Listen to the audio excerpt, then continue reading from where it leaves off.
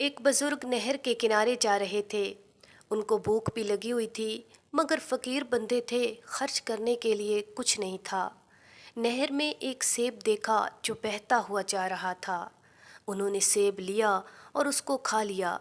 भूखे बंदे की तो समझ भी काम नहीं करती। पेट न पईयां रोटियां ते सारियां गल्लां खोटियां। खाने के बाद ख्याल गुजरा कि ये सेब तो मेरा नहीं था, ये तो किसी और का था। मैंने बग़ैर इजाज़त खा लिया है। मुझे इस बंदे से या तो माफ़ी मांगनी चाहिए या कीमत अदा करनी चाहिए। चुनाचे जिधर से पानी आ रहा था उधर जाने लगे। आगे कुछ दूर जाने के बाद देखा कि एक बाग है जिसमें सेब के दरख्त हैं।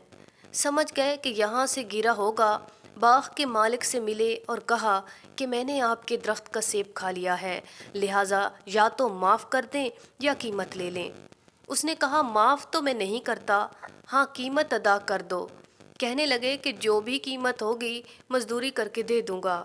उसने कहा, नहीं, मेरी एक बेटी है जो गूंगी है, ज़ुबान से, आँखों से अंधी है, कानों से बहरी है, पाँव से लूली लंगड़ी है, लिहाजा उसके साथ तुम निकाह करो और सारी ज़िंदगी उसकी खिदमत करो, उसको खुश रखो, ये कीमत देनी पड़ेगी।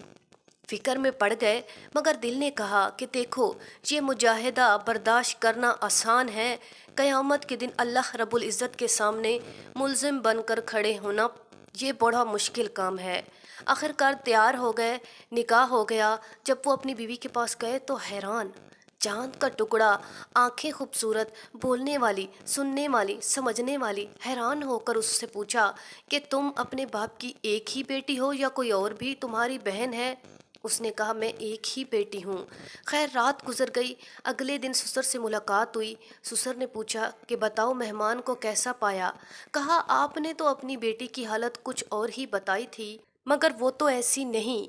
वो बहुत दाना, बीना, आपके बतलाए हुए हर ऐब से मुबरा है। उन्होंने फरमाया, हाँ, ये मेरी बेटी ज़ाहिरी हुस्नो जमाल भी रखती थी और बातनी एतबार से भी हदीस की आलमा, कुरान की हाफ़ज़ा है। मैं चाहता था इसके लिए कोई ऐसा खामद ढूंढूं कि जिसके दिल में अल्लाह का खौफ हो, क्योंकि जिसके दिल में खौफ खुदा न हो वो बीवी के हकूक़ सही अदा नहीं कर सकता।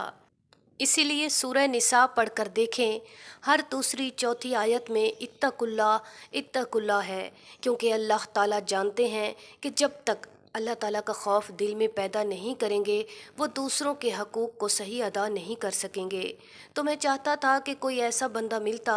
जब तुमने एक सेब की वजह से माफ़ी मांगी तो मैंने कहा उसके दिल में खौफ खुदा है, इसलिए मैंने अपनी बेटी के लिए तुम्हें खावंद के तौर पर तजवीज़ किया। दोनों साथ रहने लगे। अल्लाह रब्बुल इज़्ज़त ने उन्हें बेटा दिया जिसका नाम उन्होंने नौमान रखा। ये नौमान बड़ा होकर इमाम आज़म अबू हनफिया हुए। सुभान अल्लाह। नाज़रीन, मज़ीद ऐसी वीडियोस को जानने के लिए हमारे चैनल को ज़रूर सब्सक्राइब करें।